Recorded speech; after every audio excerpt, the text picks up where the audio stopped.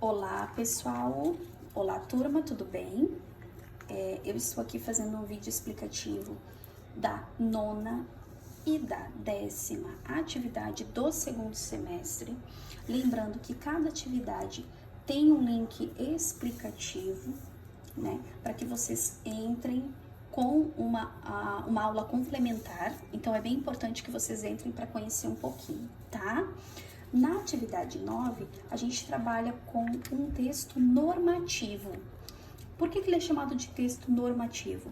Porque é um texto que estabelece regras, leis. Então, quando nós temos um texto normativo, a gente tem que saber das responsabilidades, das competências, das habilidades e saber respeitá-lo. Então, eu decidi trazer para vocês o ECA, que é o Estatuto da Criança e do Adolescente.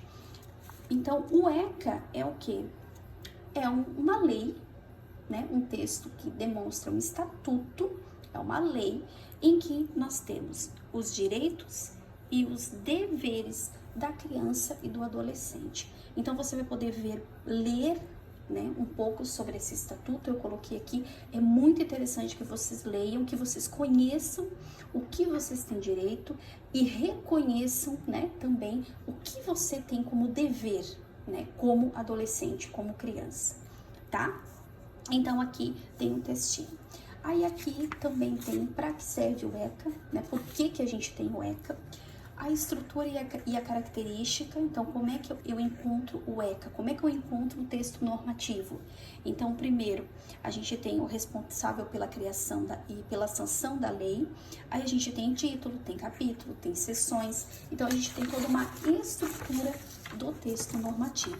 Os artigos, né? A linguagem formal, clara, os verbos com uma certa imposição, né? Já que é uma lei, então é a que deve ser cumprida, e o vocabulário bem técnico. Aí aqui eu tirei uns fragmentos, uns pedacinhos, tá vendo, ó?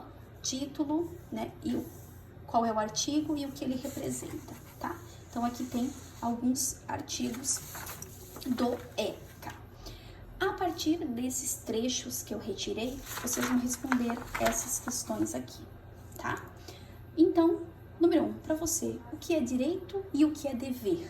Então, aqui é com as suas palavras. O que você acredita ser um direito teu e o que é um dever seu? Na escola, nós temos direitos e deveres? Sim ou não? Por quê? É importante, será? Número 3, o que mais deveria ser garantido às crianças e os adolescentes? Algo que seja a mais, que não tenha aqui no ECA. Número 4, qual é a ideia principal tratada nesses fragmentos? Daí você vai assinalar a ideia principal. Número 5, no trecho, nenhuma criança ou adolescente será objeto de qualquer forma de negligência. Essa palavra pode ser substituída por qual? O que significa negligência? Número 6, entre as características do estatuto, destaca-se o emprego de o quê?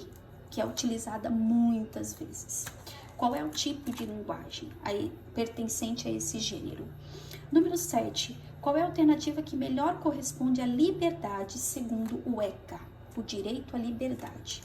Número 8, para efeito do estatuto, qual é a idade que uma pessoa deve apresentar para ser considerada criança? Tá tudo aqui, é só interpretar. Número 9, verdadeiro ou falso, diante das alternativas, das frases aqui dos enunciados, tá? O que for verdadeiro e o que for falso. E número 10, quanto aos suportes em que são divulgados os estatutos, a gente pode afirmar que, então, devido aos suportes, como eles são divulgados. Então, aqui, gente, é o quê? Conhecer um texto normativo, conhecer um pouquinho do ECA, que é muito importante para vocês. Entrem no link que tem algo bem legal da Turma da Mônica e as atividades, tá? E a 10 é bem tranquila. Eu trouxe para você a diferença entre charge e cartoon.